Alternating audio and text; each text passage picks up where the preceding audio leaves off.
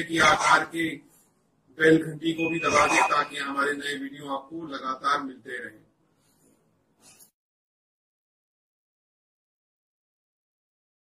नमस्कार दोस्तों, धर्म रहस्य चैनल पर आपका एक बार फिर से स्वागत है। आप लोगों की भारी मांग पर एक बार फिर से प्रतीक जी ने खुशबू वाली सुगंधा का सच्चा अनुभव पार्ट 6 भेजा है और हम लोग 5वें को ही अंतिम मान रहे थे, लेकिन उन्होंने आगे के बारे में जो कुछ भी उनके साथ घटित हुआ है उसको बताया है। तो चलिए पढ़ते हैं इनके पत्र को और जानते हैं कि आगे क्या क्या उनके जीवन में अनुभव घटित हुए हैं। प्रणाम गुरुजी। गुरुजी, माता के आशीर्वाद से ही मुझे धर्म रहस्य चैनल यूट्यूब पर मिला। दर्शकों का इतना प्यार मिला और आपसे भी आशीर्वाद मांगने का मौका मिला। मैं ऐसा मानता हूं कि पिछले पत्र में दर्शकों के कमेंट्स ने भावुक कर दिया है मुझे, जहां सभी दर्शकों ने आगे के पत्र को भेजने के लिए मुझे कहा, गुरुजी आप ही की आज्ञा से और आपके ही माध्यम से सुगंधा ने गुरु का महत्व जीवन में कितना महत्वपूर्ण है, जिस प्रकार बताया है मुझको मैं बताने का प्रयास करूंगा और 3 दिन पहले का एक भयानक अनुभव भी बताने की कोशिश करूंगा। कई दर्शकों ने साधनाओं की जानकारी मांगी है मुझसे। गुरुजी आपके माध्यम से मैंने पिछले पत्र में ये भी निवेदन किया था सभी दर्शकों से, और आज फिर भी मैं सभी दर्शकों से निवेदन करूंगा कि पहले आप गुरु बनाएं। बिना गुरु के कोई साधना करने की सोचना या करना आपके लिए घातक हो सकता है। कई साधनाएं ऐसी होती हैं जिनमें गलतियों की गुंजाइश नहीं होती। एक योगी गुरु ही बता सकता है आपको साधना कैसे करनी है। गुरु का आदेश प्राप्त कर आप गुरु के ही बताए गए नियमों द्वारा साधना करें।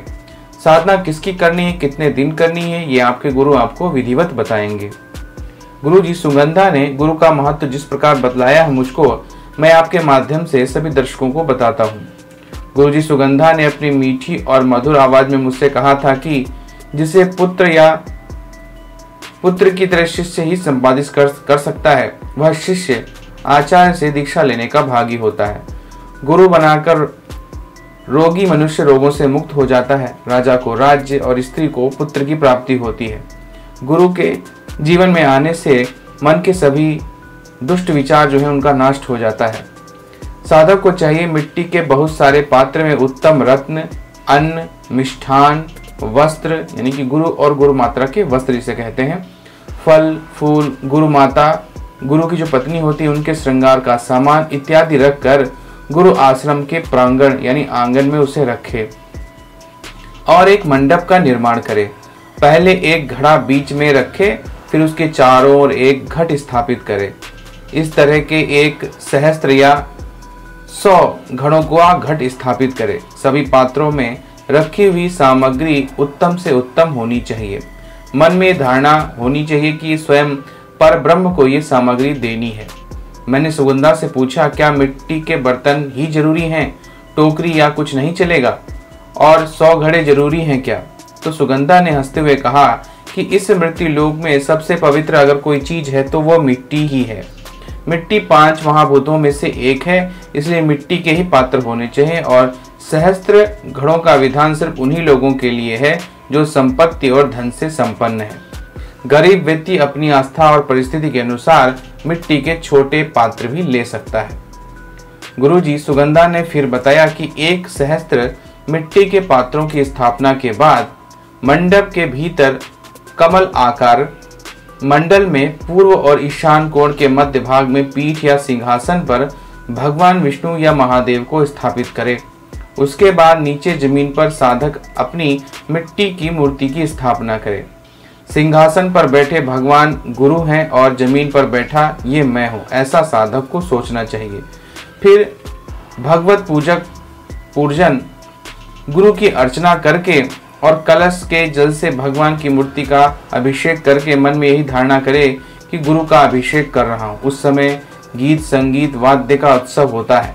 फिर योग पीठ आदि गुरु को अर्पित कर और प्रार्थना करें, गुरुदेव आप हम सब मनुष्यों पर कृपा कर अनुग्रहित करें। गुरु भी उनको दीक्षा देकर उस समय के अनुकूल अपने विचारों का उपदेश दे। इससे गुरु और साधक भी संपूर्ण मनोरथ के भागी बन सकते हैं। मैंने सुगंधा से पूछा, क्या आपने कभी गुरु बनाया है स्वर्ग में? सुगंधा ने बताया, गुरुजी जी हाँ, मैंने भी गुरु दीक्षा ली है। सर्वप्रथम मैं देव गुरु बृहस्पति की शरण में गई थी। उन्होंने मुझे कहा था कि तुम्हारे दुखों को मैं दूर नहीं कर सकता पुत्री। देवताओं को यश, वैभव, भोजन मनुष्यों के किए हुए यज्ञ से प्राप्त होता है। यज्ञ मनुष्य करते हैं परंतु माध्यम तो अग्नि देवता ही है। तुम्हें अग्निदेव की शरण में जाना चाहिए। और तभी मैंने अग्निदेव की गुरु रूप में आराधना की और अग्निदेव ने मुझे गुरु दीक्षा देकर आशीर्वाद दिया और मेरी तपस्या से खुश होकर अपनी आत्मा की शीतल रूप की अग्नि ज्योति वरदान के रूप में यह कहते हुए मुझे दी कि ये ज्योति सदा तुम्हारी रक्षा करेगी और मुझे माता गौरी की तपस्या करनी चाहिए, ऐसा आदेश देकर मुझे आशीर्वाद दिया था। एक लंबी तपस्या के बाद माता गौरी ने मुझे दर्शन देकर पुत्री कहकर पुकारा। अग्निदेव के आशीर्वाद से ही मैं माता को प्रसन्न कर पाया। मैंने सुगंधा से हैरान होकर पूछा, क्या आपने और भी तपस्या की है? सुगंधा ने हंसते हुए कहा, नहीं, सिर्फ 2 तपस्या, गुरु रूप में अग्निदेव की और माता रूप में माता भगवती की। फिर सुगंधा ने मुझसे कहा, आपको अग्निदेव को प्रणाम करना चाहिए। और मैंने ये सब लिखते हुए अपनी पेन छोड़कर दोनों हाथ जोड़कर सुगंधा के ही बताए हुए अग्नि स्त्रोत पढ़कर उसको प्रणाम किया। फिर सुगंधा ने मुझे कहा कि अब आपको गुरुदेव बृहस्पति जी को भी प्रणाम करना चाहिए, जिन्होंने मुझे यह सही दिशा दी है। सुगंधा के बताए गए स्त्रोत को पढ़ते हुए मैंने उनको प्रणाम किया। सुगंधा ने फिर मुझसे अपनी मधुर मीठी आवाज में कहा कि सृष्टि रचना करने के बाद सृष्टि के शुरुआत में स्वयं ब्रह्मा जी ने अपने मन में संकल्प लेकर सप्त ऋषियों को जन्म दिया। मरीचि, अत्रि, अंगिरा, पुलत्स्य, पुलह, क्रतु और वशिष्ठ। और वेदों की रचना करके खुद के शरीर के 2 हिस्से कर दिए थे। एक हिस्सा पुरुष जो स्वयंभू मनु कहलाया और दूसरा हिस्सा स्त्री रूपी तपस्विनी माता शतरूपा कहलाई। इस सृष्टि के पहले प्राणी वही दोनों हैं और इस संसार में पहले गुरु भी स्वयं भी मनु ही है। सुगंधा ने मुझे इन सभी को प्रणाम करने को कहा। मैंने सप्त ऋषियों सहित भगवान मनु, माता शतरूपा, सभी वेदों को प्रणाम किया गुरुजी। और उसके बाद सुगंधा ने गुरुजी, मनु, कश्यप और ऋषियों के वंशों का वर्णन किया और मुझे समझाया कि देवताओं का जन्म कैसे हुआ। मैंने सुगंधा से पूछा, गुरुजी की तपस्या कितने प्रकार की होती है? सुगंधा ने बताया, गुरुजी की मूलतः तपस्या 2 ही प्रकार की होती है, एक परा और दूसरी अपरा। ऋग्वेद, यजुर्वेद, सामवेद, अथर्ववेद, वेद के 6 अंग, शिक्षा, कल्प, व्याकरण, निरुक्त, ज्योतिष और छंद शास्त्र के अलावा मीमांसा, धर्मशास्त्र, पुराण, न्याय, आयुर्वेद, गंधर्ववेद, धनुर्वेद, अर्थशास्त्र, इन सब विद्याओं और शक्तियों को प्राप्त करने के लिए की गई तपस्या अपरा कहलाती है। और परा तपस्या वह है जिसके उद्देश्य अदृश्य, अग्राह्य, गोत्र रहित, चरण रहित, नित्य, अविनाशी पर ब्रह्म का बोध कराया जाए। परा तपस्या करने की अनुमति किसी को नहीं, केवल त्रिविधों से अनुमति मिलने के बाद संसार के कल्याण और धर्म की रक्षा और स्थापना के लिए उस तपस्या को किया जाता है। मैंने सुगंधा से पूछा, अगर कोई फिर भी करे तो? सुगंधा ने हंसते हुए कहा, गुरुजी, तो देवतागण उस तपस्या को पूरा नहीं होने देते, किसी न किसी रूप में उसे खंडित कर देते हैं। त्रिदेवों ने पुण्य आत्माओं के लिए स्वर्ग बनाया है और पापियों के लिए नरक। किसी को स्वयं का स्वर्ग या नरक बनाने की अनुमति नहीं है और अगर ऐसा कोई करता है तो वो ईश्वर के नियति में हस्तक्षेप कर रहा है। पुरातन काल में भी कई ऋषि मुनियों पर पराविद्या हासिल करने की कोशिश की, परंतु देवराज इंद्र ने सभी कोशिशों को असफल कर दिया। मैंने सुगंधा से पूछा, अप्सराओं को ही हमेशा क्यों बेचते हैं देवराज? सुगंधा ने हंसते हुए कहा, ऐसा नहीं है। देवराज माता आदित्य और महा ऋषि कश्यप के पुत्र हैं और ऋषि कश्यप की अन्य पत्नियों से देवता, अप्सराएं, नाग और दैत्य आदि उत्पन्न हुए। इस रिश्ते से देवराज इंद्र रिश्ते में अप्सराओं के बड़े भाई हैं और सबसे बड़ा भाई पिता समान होता है।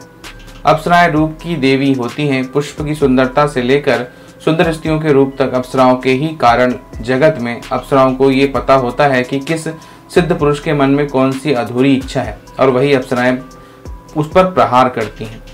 अपनी सुंदरता का एक बार साधक के मन में काम वासना जागृत होते ही उसका संकल्प रह जाता है, ना ब्रह्मचर्य और ना ही तपस्या, और अप्सराएं स्वर्गलोक वापस लौट जाती थी।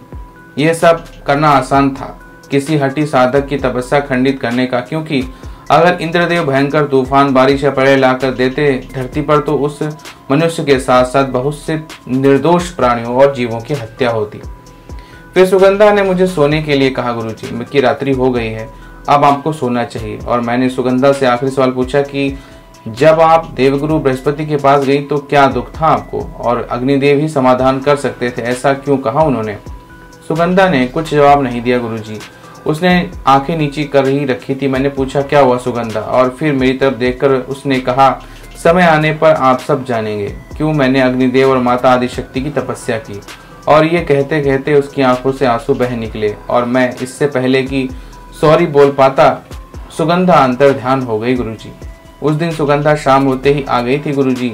नीली साड़ी और पीले रंग के फूल उन्होंने अपने बालों में लगा रखे थे। रोज की तरह उन्होंने उस दिन ज्यादा आभूषण नहीं पहने थे और शायद इसलिए उस दिन उनके शरीर से निकलता हुआ तेज बहुत सुंदर और शीतल लग रहा था। वो काफी खुश भी थी पूरे टाइम। मेरे सवालों के जवाबों वो हंसते हुए दे रही थी। उनकी हंसी भी उस दिन खूबसूरत लग रही थी। मगर अचानक मेरे आखिरी सवाल पर वो इतनी दुखी हो गई, मैं ये समझ नहीं पा रहा था। मैंने माता रानी के सामने जाकर माफी मांगी और मन ही मन सुगंधा से भी माफी मांगी और काफी देर तक वहीं माता और महादेव जी के पास बैठा रहा और माता से निवेदन किया मुझे मेरे पिछले जन्म के बारे में बता दीजिए माँ। जहाँ सुगंधा ने मुझे इतना ज्ञान और इतनी बातें बताई हैं, लगभग 10 डायरी भर चुका हूँ अभी तक मैं, तो क्या सुगंधा इतनी छोटी सी बात नहीं बता सकती मुझको, या फिर शायद आपने ही अनुमति नहीं दी उसको। और काफी देर होता हुआ वहीं बैठा रहा गुरुजी। तब तक रात के 1 बज चुके थे गुरुजी। मैं अपनी पुरानी डायरियों में से पहली डायरी निकाली और वो पन्ना खोला जब सुगंधा ने फर्स्ट टाइम पहली बार कान में सपने में मुझे बोला था आत्मना नाम त्वम मम ऐक्यम। और सवेरे उठकर मैंने हिंदी में ट्रांसलेट किया तुम और मैं एक हैं, खुद को पहचानो। पहले पत्र में भी मैंने इसके बारे में बताया था आपको गुरुजी। एक और सेंटेंस सुगंधा सपने में मुझे बोलती थी सहस्त्र वर्षम त्वयि स्नेहाय, सैकड़ों वर्षों से मैं तुम्हें प्यार करती हूँ। गुरुजी ये बात भी मैंने अपने पहले पत्र में आपको बताई थी। तब मुझे सुगंधा दिखाई नहीं देती थी, सिर्फ सुनाई देती थी, वो भी सिर्फ सपने में। ये बात सन 2013 की है जब मैंने अपनी जॉब स्टार्ट की थी। इन्हीं दोनों पंक्तियों को देखते देखते मैं सो गया था गुरुजी और अचानक मेरे फोन से अलार्म बजता है आत्मना नाम त्वममेम ऐक्यम की आवाज में। और मैं ये सोचते हुए उठ जाता हूँ कि फोन को क्या हुआ। मेरा फोन भी सुगंधा की तरह बोलने लगा और मैंने देखा कि मेरे बेडरूम में कुर्सी पर एक छोटी सी बच्ची बैठी है। ये वही बच्ची थी गुरुजी जो योगिनी माताओं ने मेरे दर्शन के समय सबसे आगे बैठी थी और मेरे सवालों का जवाब भी दे रही थी और मुझे सुगंधा का देव लोक का नाम बताया था। लेकिन गुरुजी इस बार उन योगिनी माता का चेहरा थोड़ा अलग था। उनकी आंखें लाल रक्त जैसी थी, उनके बालों से जैसे धुआं निकल रहा था और अंधेरे कमरे में उनकी वो लाल रक्त जैसी आंखें मुझे देख रही थी। उनको देखते ही मैंने बिस्तर से उछलकर उनके छोटे छोटे चरणों में गिरकर उन्हें प्रणाम किया। योगिनी माता ने अपनी भारी और क्रोधित आवाज में मुझसे कहा उठ क्यों गया, वो देवी नहीं है तो क्या हुआ, चल मैं सुला देती हूँ। मैंने रोते हुए कहा कि नहीं माता माफ कर दीजिए, मैं जानता था कि आप आएंगी अपनी सभी 63 बहनों के साथ। गुरुजी योगिनी माता ने कहा नहीं तू हमें माफ कर दे, पिछली बार जब मैंने तुझे दर्शन दिए थे तो तेरे पापी शरीर को जरा सा दर्द क्या हुआ, तूने तो शिकायत कर दी हमारी। इतना मोह करता है अपनी इस देह से, तू जानता भी है वो तपस्विनी कब से दर्द में है। जाने अनजाने तूने हमेशा उसको पीड़ा ही दी है, हमेशा विलाप करने पे मजबूर किया है। मैंने माता से पूछा कि सबसे अधिक कष्ट मैंने कब दिया उनको माता। योगिनी माता ने कहा कि जब तू प्रेत योनि में था, उस प्रेत अग्नि की ज्वाला से ना वो तुझे बचा सकती थी और ना ही तुझे जलता हुआ देख सकती थी। जब किसी ने उसकी पुकार नहीं सुनी तब महादेव के परम भक्त देवगुरु बृहस्पति ने उसे सहारा दिया और अग्निदेव की तपस्या करने को कहा और तभी तुझको हजारों वर्षों की प्रेत योनि से मुक्ति मिली।